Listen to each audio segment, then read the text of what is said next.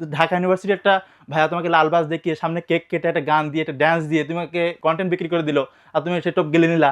Dare admission candidates, তোমাকে বলছি, তোমরা দীর্ঘ 12 বছর পরিশ্রম করে খুব শীঘ্রই 12 বছরের যে পরিশ্রম তার ফল শীঘ্রই অ্যাডমিশনের জার্নিতে অংশগ্রহণ করে তোমার কাঙ্ক্ষিত মানের বিশ্ববিদ্যালয় কিংবা মেডিকেল কিংবা অন্যান্য প্রতিষ্ঠানে পড়ার মাধ্যমে বাস্তবায়ন করতে যাচ্ছ। তবে তোমরা যে বিষয়টা সবথেকে বেশি ফেস করতেছো আমার মনে হয়েছে, যার কারণে তোমাদের সামনে after a long time back করা, সেটা হলো তোমরা বর্তমান সময়ে কোচিং নির্বাচনের ক্ষেত্রে খুব ডাউটে আসো। অনলাইনে যদি ঢুকো তাহলে হাজার হাজার প্ল্যাটফর্ম, অফলাইনে গেলেও অনেক বেশি প্ল্যাটফর্ম, তাই না? এখন অ্যাডমিশন টাইমটা তোমাকে দেখবা অনলাইনে যে প্ল্যাটফর্মগুলো রয়েছে, তোমাকে যে তুমি ছোটোবেলায় মাছ ধরতা না, মাছ কী করতা, টোপ দিয়ে ধরতাম মাছকে, এখন এই টাইমটাতে তোমাকে টোপ দিয়ে ধরা হবে। কীভাবে? এখানে জেনারেলি 3টা টোপ ইউজ করা হয়, 3টা টোপ। As a Dhaka university student আমি তোমাদেরকে ঢাকা ইউনিভার্সিটির উদাহরণ দিয়ে বোঝাই। দেখবা যারা ঢাকা ইউনিভার্সিটির কোর্সগুলো বিক্রি করে, তারা করে কি জানো?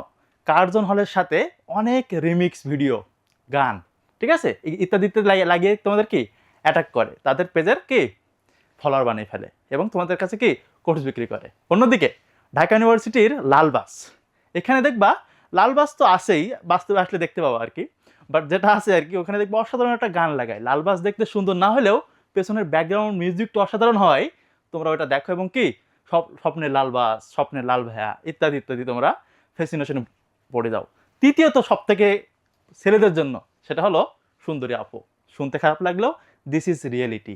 অনেক কোচিং দেখবা মেয়েদেরকে দিয়ে সুন্দর সুন্দর ভিডিও জন্য বানায়, যাতে স্টুডেন্টরা ওই মেয়েদের দেখে হইলেও ক্লাস যাই হোক আপু আছে যে ওখানে, এজন্য কোর্স কেনে। ঠিক আছে, তোমরা তোমাদের একটা বিষয় বলি, তোমরা 12 বছর যে পরিশ্রম করছো, এই 3 মাসে অ্যাডমিশন জার্নিতে সঠিক একটা কোচিং বা সঠিক একটা গাইডলাইন যদি ফলো করতে ব্যর্থ হও, তাহলে দেখবা 12 বছরে তুমি যাই অ্যাচিভ করো, এইখানে ব্যর্থ হওয়ার কারণে তোমার পুরোটাই কি অন কাইন্ড অফ মাটি হয়ে যাবে।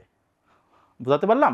এজন্য তুমি অবশ্যই এই 3 মাসে আবেগ দিয়ে না, বিবেককে প্রশ্ন করবা এবং যেই প্রতিষ্ঠানে ভর্তি হও না কেন অবশ্যই তুমি ওই প্রতিষ্ঠানের অফলাইন ব্রাঞ্চ আছে কিনা, প্রতিষ্ঠানের বিগত সালের সাফল্য কী কী ছিল, প্রতিষ্ঠানটি কেমন সার্ভিস দিচ্ছে, তাদের ডেমো ক্লাস কী কী আছে, প্রিভিয়াসগুলোতে তারা কেমন সার্ভিস দিচ্ছে, সব কিছু অ্যানালাইসিস করে দেখবা। ঢাকা ইউনিভার্সিটি একটা ভাইয়া তোমাকে লাল বাস দেখিয়ে সামনে কেক কেটে একটা গান দিয়ে একটা ড্যান্স দিয়ে তোমাকে কে বলা হয় কন্টেন্ট বিক্রি করে দিল, আর তুমি সে টপ গেলে নিলা।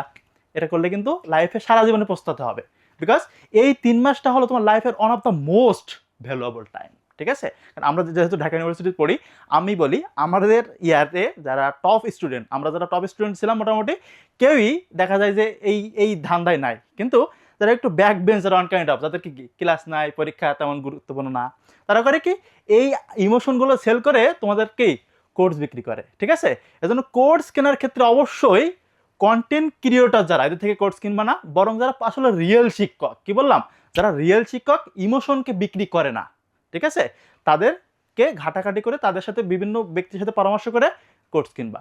ঠিক আছে, বাঙালি কিন্তু অন কাইন্ড অফ হুজুগে বাঙালি, সবাই ওদিকে দৌড়াচ্ছে বলে আমি দৌড়াবো না। এই 3 মাসে তোমাদেরকে বারবার বলতেছি এই টোপগুলোতে পড়ো না, পড়লে কিন্তু জীবন অন কাইন্ড অফ বেতা হবে, তোমার সারা জীবনের যে স্বপ্ন সেটা মাটি হবে। আমি কি বলতে চাচ্ছি আমি এই ভিডিওতে নিশ্চয়ই বুঝতে পারছো। তোমরা তোমাদের কাঙ্ক্ষিত মানের একটা কোচিং অথবা গাইডলাইন তোমরা ফলো করে অ্যাডমিশন জার্নিতে সফল হও, এই শুভকামনা রেখে আজকের মতো বিদায় নিচ্ছি। আল্লাহ হাফেজ।